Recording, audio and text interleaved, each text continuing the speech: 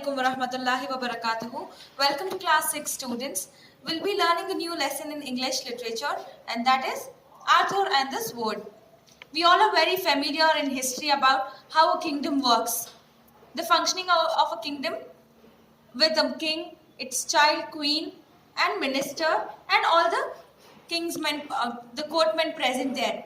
So in this story, we will learn about Britain, wherein the king of Britain will pass away and there will be a fight going on for the position of the king. And the story is in such a way that whoever will take out the sword from the stone will become the king. So let's see how this takes place.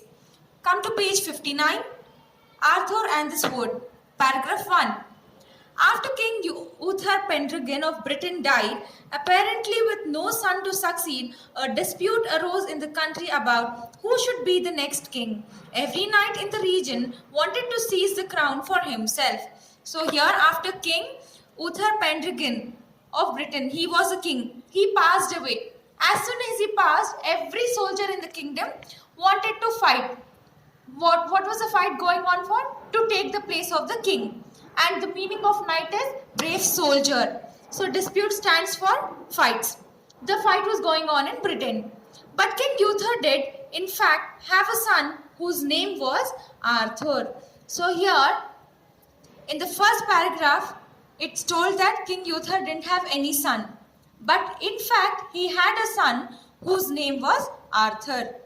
No one knew of him, for he had been taken away secretly while he was still a baby by a wise old man called Merlin. So what this king did was, when he had a baby boy, he gave it to one man and his name was Merlin. So nobody knew that this king had one son named as Arthur. But let's see how this will come into picture. And left in the care of Sir Ector, a noble and faithful knight. Sir Ector is a brave soldier again. Arthur had grown up thinking that Sir Ector was his father and Sir Kay, his son, was his older brother. So now the King Uther's son Arthur thought that Sir Ector, don't get confused, King Uther will hand over his son to a wise man called Merlin. And what this Merlin does is, he will give away this baby to a person, a brave soldier, Sir Ector. So here, he doesn't give away. He hands over. That is, he leaves Arthur in the care of a brave knight, that is brave soldier, Sir Ector. So always remember, giving away is like giving charity. And handing over is leaving it under somebody else's responsibility. For example, even we do, right? If you're going outside the class, you'll tell your friend, I'm handing over this pen to you, look after this. Understood? So here also Merlin hands over Arthur in a brave soldier's hand. And what is the name of the soldier? Sir Ector.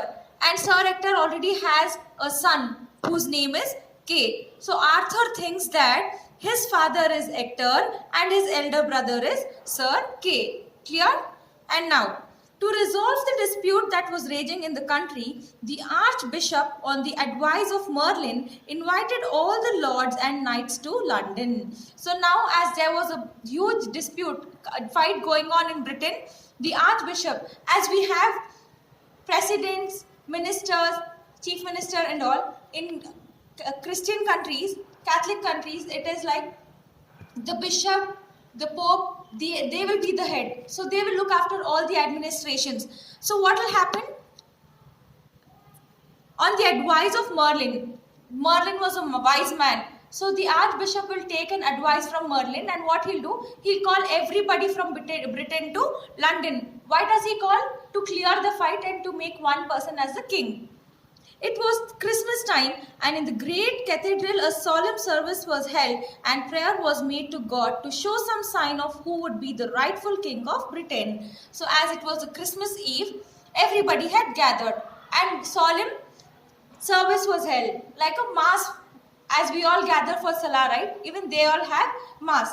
Everybody gathered there and they all prayed to God, telling that you show us certain sign as to who will become the king. So when they all prayed to God in such a way, there was a miracle which took place. So let's read what is the miracle.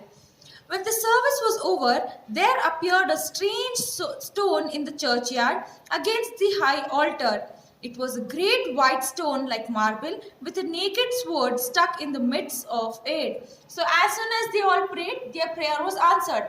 And how was it answered? There was a stone which appeared, and the stone was quite big enough. It looked like marble, and there was a naked sword. See, usually we don't leave the sword open. We put it in its cover and then keep it safely, right? But here, the miracle was in such a way that the sword was stuck inside the stone. And let's see how it goes. The sword had letters of gold written on it. So see, the sword is engraved with letters which was in gold, which read, "Whosoever pulleth this sword out of the stone and anvil is the rightly born king of all England." So there was letters which were engraved on the sword, and what is written? Whoever will pull out this sword from the stone, he will be the king for entire England. Clear? So now, all the knights who had gathered there wondered at the strange sword and its strange writing. So now everybody were feeling very weird. They were thinking, what is this strange thing which is happening around? And when the archbishop gave them permission, many of the knights tried to pull the sword from the stone, hoping to be king. But no one could move it even a hair's breadth. So archbishop, what he told? See, this is what is written.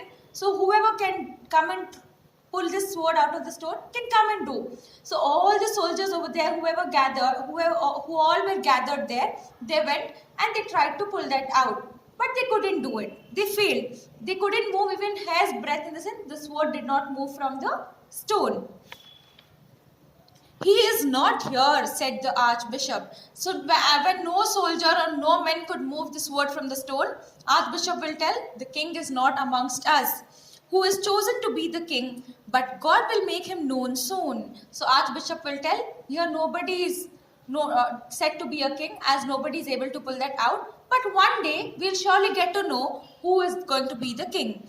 Any man may try his skill at withdrawing the sword at 12th day. But until that day, let all be patient, and until then we shall appoint certain knights of pure fame to guard the stone. So now, what will happen? So here 12th day means it's on 6th January. You can look into your vocabulary here.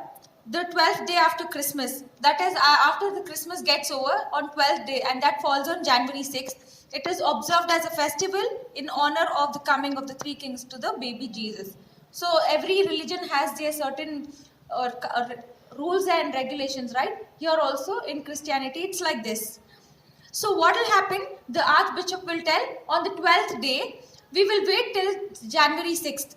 And till then, we will make sure that the true soldiers who are really brave enough to protect the stone will be guarding the stone. Until then, we all have to be patient. The archbishop then arranged that on New Year's Day, there should be jousts and a tournament and other fine events, so that the knights and the common people should be kept together till the king should be revealed. So now, here the archbishop will tell on New Year. See, New Year for them is January 1st, right? So on the New Year, what they'll tell, we all will have events. And what are the events which are conducted? Jousts, which means fighting on horseback. They'll ride on the horses and they'll fight with each other. And a tournament. You all know tournament? Group of players will play certain games. And other fine events, so that the knights and common people should be kept together. So the archbishop doesn't want anybody to have hatred and jealousy amongst each other, telling, I will be the king, I can take up the position. So what he does is, he'll tell, if we conduct all these events, everybody will be together until one king is selected. And to this tournament came Sir Ector and his son Sir Kay, who had just been knighted, and young Arthur, his adopted son, who was but a boy. And now what happens? On the New Year day, Sir Ector, he was also a soldier, right? He comes along with his son Sir Kay and adopted son Sir Arthur, who is the son of the real king who passed away. When they had how was our adopted son? He was just a boy. When they reached the grounds where the tournament was to be held, Sir Kay found that he had left his sword behind in the castle where they had spent the previous night. He asked young Arthur to fetch it for him. So now, as soon as the tournament was about to begin, Sir Kay will realize that he has forgotten his sword in the camp where he was staying at the night. So he'll tell Arthur, please go and get my sword from there. So let's see what Arthur does now.